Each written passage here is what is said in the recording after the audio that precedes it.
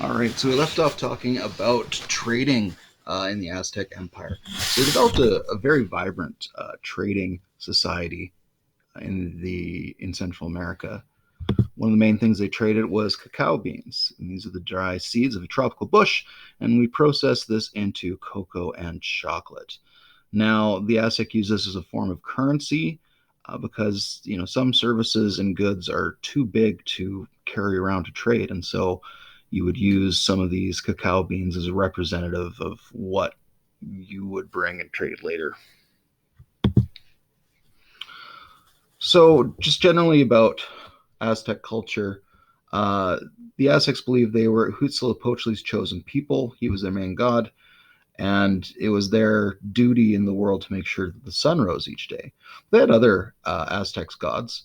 The three main ones we have Huitzilopochtli, god of the sun and of war, Tezcatlipoca, the god of night and of obsidian, and Quetzalcoatl, the god of wind and of learning. And my apologies, I am assuredly pronouncing many things wrong in this series, but what can you do?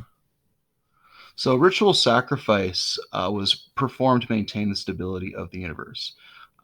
Human blood, they felt, was one of the most uh, powerful and important substances.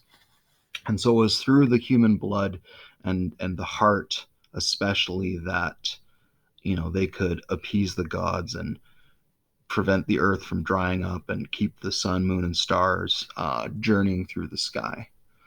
So, you drag your prisoners of war to the top of the temple, uh, tear their still beating heart out from their bodies, and then throw the victims down the very steep stairs where the bodies would be collected. So, contrasting to the objectively evil practice of human sacrifice, Aztec medicine was actually well ahead of other parts of the world at this time. And so they had some religion and magic and things, but also a lot of understanding about the natural healing properties of different plants and minerals. And they had in their codices thousands of different types of medicine. They had a lot of knowledge about childbirth. And generally, Aztec people were healthier and lived longer than much of the rest of the world at this time.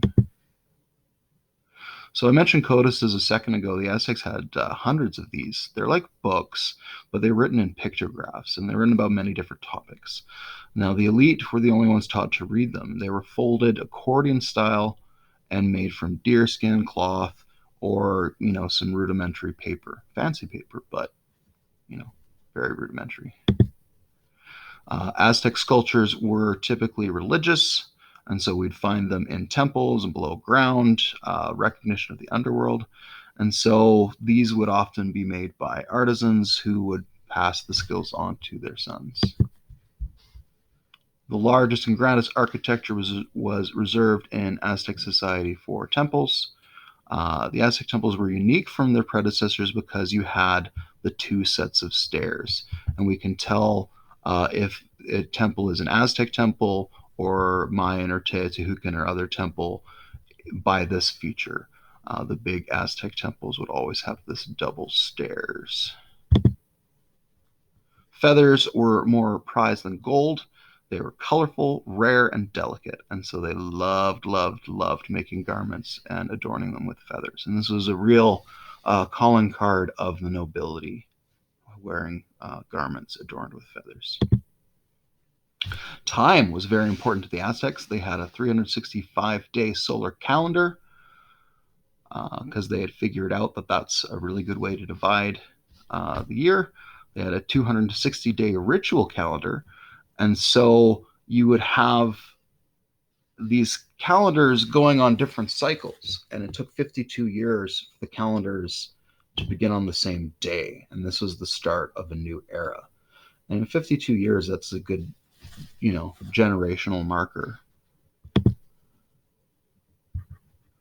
So, that's some of the culture and history of the Aztecs.